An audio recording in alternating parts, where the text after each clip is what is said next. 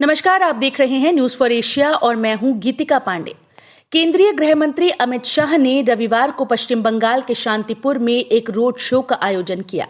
इसके बाद उन्होंने मीडिया को संबोधित करते हुए तृणमूल कांग्रेस की प्रमुख और मुख्यमंत्री ममता बनर्जी पर तुष्टीकरण और वोट की राजनीति करने का आरोप लगाया।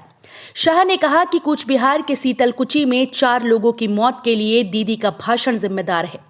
अमित शाह ने कहा कि कुछ दिन पहले सीतलकुची सीट पर ममता दीदी ने भाषण दिया था कि कोई भी सेंट्रल फोर्स आए तो उन्हें घेर लो और उन पर हमला करो।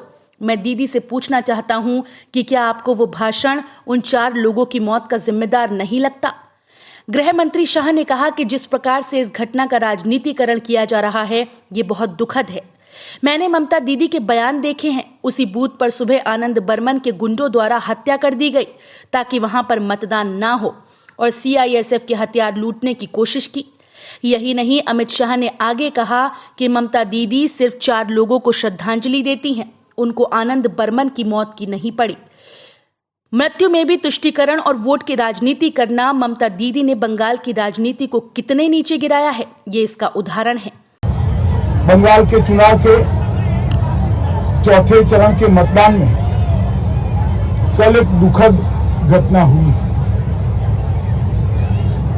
एक बूथ पर कुछ अज्ञात लोगों ने हमला किया। सीआरपीएफ के हथियार लूटने का प्रयास किया और जब सीआरपीएफ ने अपने बचाव में अपने हथियार बचाने के लिए गोली चलानी पड़ी, इसमें 4 लोगों की एक मृत्यु हुई।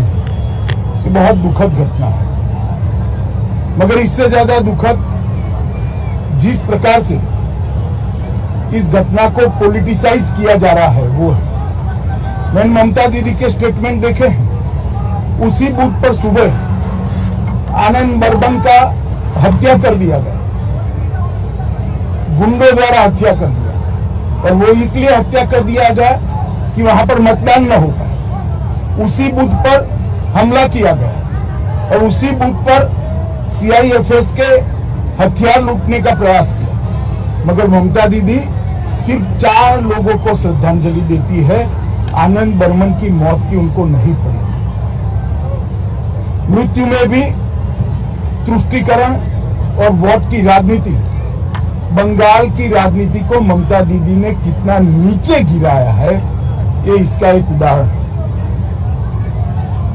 आनंद बर्मन बन गया, उसका भी हमें दुख है, और बाकी जो 4 लोग मर गए इसका भी दुख है। मृत्यु किसी की भी हो, वो राजनीति के परे होनी चाहिए, परंतु आनंद बर्मन पर ना एक भी आंसू बहाया, ना एक भी स्टेटमेंट किया, ना आज तक उसके मृत्यु पर श्रद्धांजलि या दुख व्यक्त किया, क्योंकि आनंद बर्मन एक राजवंशी समाज का नवयुवा है। वो उनकी वोट बैंक के लिए अनुकूल नहीं था। इस प्रकार की राजनीति ये बंगाल का परंपरा नहीं है, बंगाल की संस्कृति नहीं है।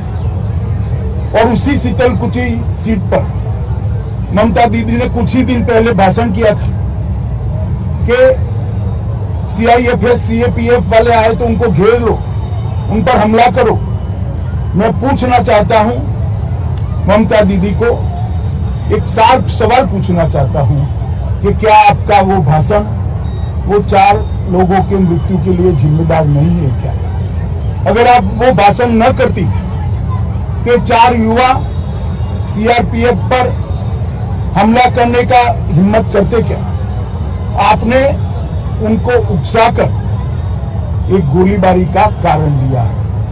मैं मानता हूं कि ममता दीदी के पास अभी भी समय है। जो 5वां युवा मर गया है उसको भी श्रद्धांजलि दे, उसकी भी बात करे, और बंगाल की जनता को इसके लिए, ये जो उन्होंने भाषण किया है, इसके लिए बंगाल की जनता के समक्ष माफी मांगे।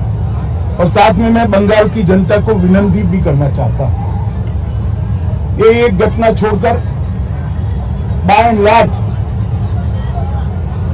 बंगाल का चुनाव शांतिपूर्ण ढंग से हुआ है। हालांकि कुछ भारतीय जनता पार्टी के कार्यकर्ता चुनाव के दौरान भी 5 से ज्यादा कार्यकर्ता मार दिए गए, इसके लिए भी ममता दीदी कुछ नहीं बोली। परंतु बंगाल का चुनाव शांतिपूर्ण हो रहा है। वो बंगाल में एक नई शुरुआत, पहले कम्युनिस्ट और फिर तृणमूल कांग्रेस राजनीतिक हिंसा को बढ़ावा दिया है।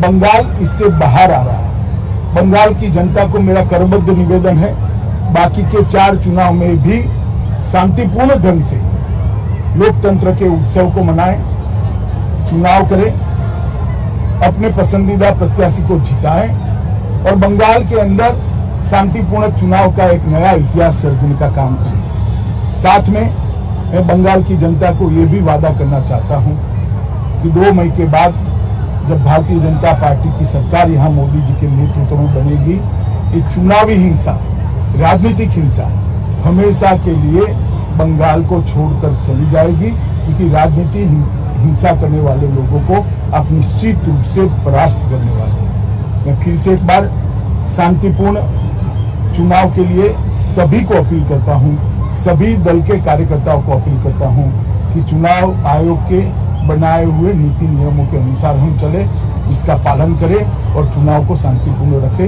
धन्यवाद। वहीं अमित शाह ने बंगाल के बशीरहाट दक्षिण में जनसभा को संबोधित करते हुए कहा कि दीदी बौखलाई हुई हैं और हर दिन ये बात करती हैं कि अमित शाह इस्तीफा दें।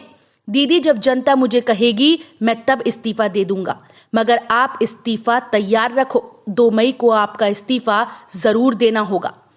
कामरहट्टी में एक टाउन हॉल बैठक के दौरान शाह ने कहा कि बंगाल के भूमिपुत्र केवल बंगाल के मुख्यमंत्री बनेंगे।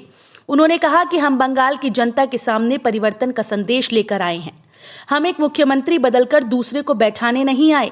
एक पार्टी की सरकार बदलकर दूसरी पार्टी की सरकार लाना हमारा मकसद नहीं है। हमारा मकसद बंगाल की स्थिति में परिवर्तन करना है। गृह मंत्री अमित शाह ने कहा कि दीदी CAA का विरोध करती हैं क्योंकि शरणार्थियों को नागरिकता मिलने वाली है। उनको तकलीफ है कि घुसपैठिए नाराज होंगे। CAA के खिलाफ दीदी ने जो प्रस्ताव लाया था हम वापस लेंगे। शरणार्थियों के लिए मुख्यमंत्री शरणार्थी कल्याण योजना शुरू करेंगे।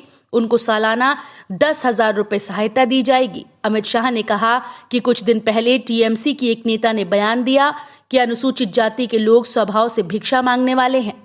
दीदी, आपके लोग ये क्या कह रहे हैं? जो गौरव से रह रहे हैं, आप उनको भिखारी कह रही हैं, उनका अपमान कर रही हैं। दीदी, अगर जरा सी भी शर्म बची है तो उनको बेदखल कर दो।